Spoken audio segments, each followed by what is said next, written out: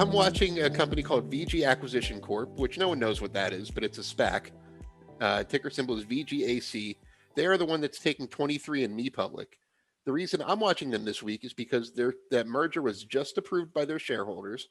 It will be finalized this week, and 23andMe will start trading under its own ticker symbol on Thursday. Ticker symbol will just be ME, M-E. Once the deal is finalized, 23andMe is going to get $759 million of cash in the deal. Wow.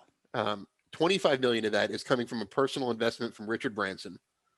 They're going to have $900 million in total on their balance sheet. And this is a company that's valued at a little over $3 billion. So that's a lot of cash for them to really supercharge their growth. I bought shares before they announced the deal. I bought more after they announced the deal, and I plan to keep holding this. Healthcare is not usually a sector I really dabble in too much, but I really like what I'm seeing out of this one.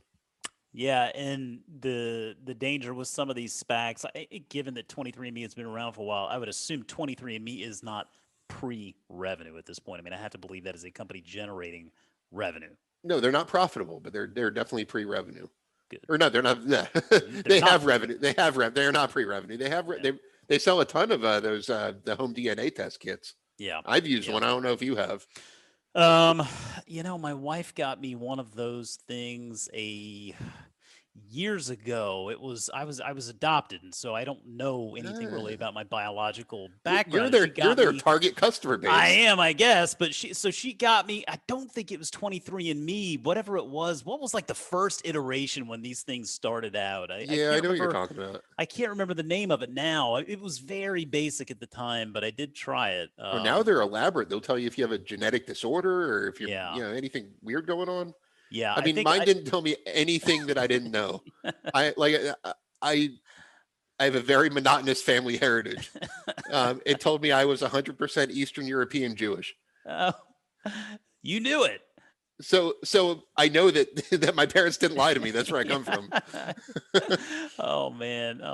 Well, yeah. I am gonna take a look. So another Thursday story here, but Adobe earnings are out on Thursday, and this is just really more in line with sort of 2021 normalizing a bit from 2020. Businesses starting to get a little bit more clarity in spending, and I mean, obviously, Adobe seems to have a hand in everything that's being done digitally these days from a content perspective. Last quarter, very strong quarter revenue was $3.9 billion. That was up 26%. Non-GAAP earnings up 38%.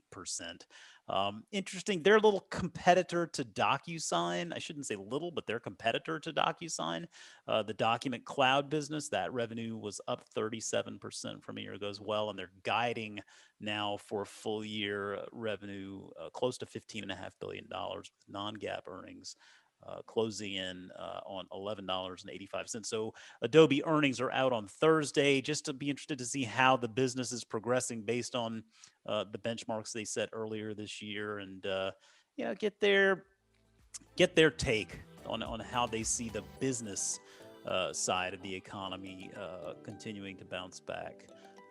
So yeah, we'll be keeping an eye on that one.